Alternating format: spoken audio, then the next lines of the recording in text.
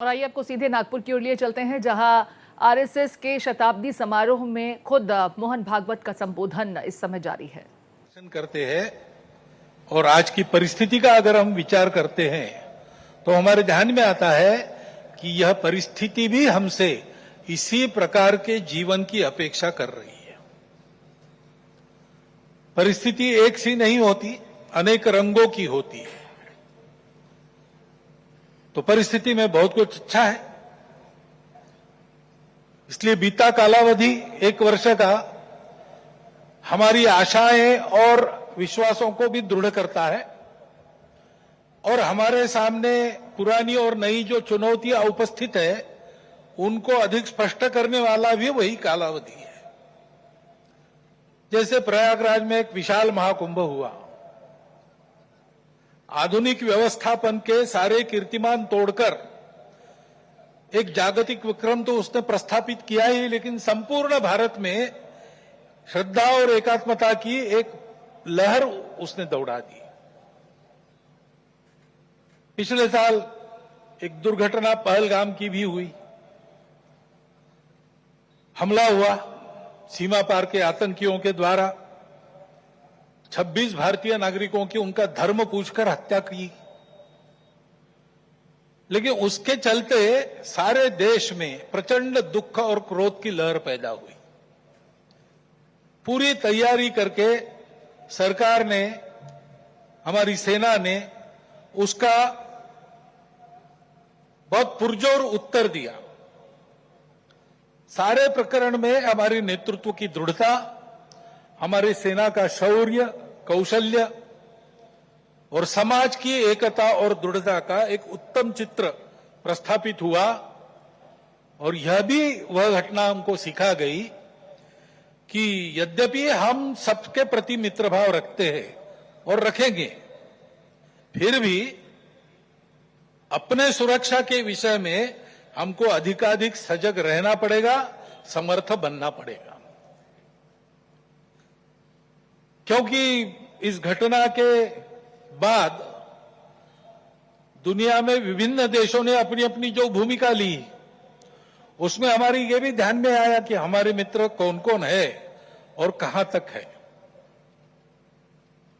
देश के अंदर भी अशांति फैलाने वाले असंवैधानिक उग्रवादी या संविधान विरोधी कहिए उग्रवादी नक्सली आंदोलन पर शासन और प्रशासन की दृढ़ कार्रवाई भी हुई और उनके अनुभव से उनके विचारधारा का खोखलापन और उनकी क्रूरता का अनुभव होने के कारण समाज भी उनसे मोहभंग होकर विमुख हो गया।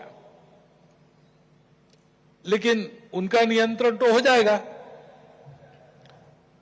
परंतु अब ये उस क्षेत्र में एक बड़ी जो बाधा थी वो दूर होने के बाद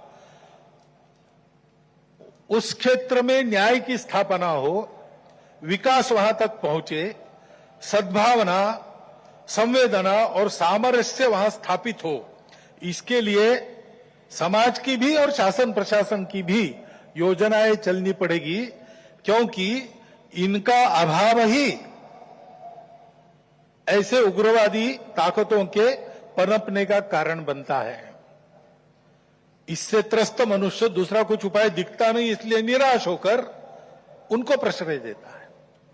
ये न हो इसलिए ऐसी योजनाओं की आवश्यकता है। आर्थिक क्षेत्र में भी हम आगे बढ़ रहे हैं। ऐसा जो प्रचलित परिमाण है दुनिया के, उसके आधार पर कहा जा सकता है हमारा देश आर्थिक क्षेत्र में आगे बढ़े, इसलिए आर्थिक जगत के हमारे उद्योगी बंधु, विशेषकर तरुण उद्योजक, इनमें एक मादा भी दिखता है, उत्साह भी दिखता है, इच्छा आकांक्षा भी दिखती है। परंतु ये जो प्रचलित अर्थ प्रणाली है सारी दुनिया में वही है, तो सारी दुनिया के अनुभव में उसके कुछ दोष भी आ रहे हैं। विकास के इस प्रकार के पद्धति से अमीरी और गरीबी का अंतर बढ़ता है। आर्थिक सामर्थ्य कुछ चंद हाथों में एकत्रित होता है।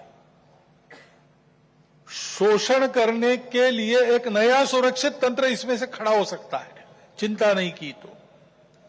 पर्यावरण के हानि की समस्या खड़ी हो जाती है और मनुष्यों के आपसी व्यवहार में कई प्रकार की व्यापारिक दृष्टि और अमानवीयता की बातें प्रवेश कर जाती है। इन दोषों की बाधा हमें नहीं होनी चाहिए, इसलिए भी कि अभी हाल में अमेरिका ने जो नई टैरिफ नीति अपनाई, उनके अपने हित के लिए अपनाई होगी, लेकिन उसकी मार तो सभी पर पड़ रही है। इसलिए ये सारा परिदृश्य अथवा ये सारी प्रचलित पद्धति, उस पर हम निर्भर हो जाए ऐसी नहीं है।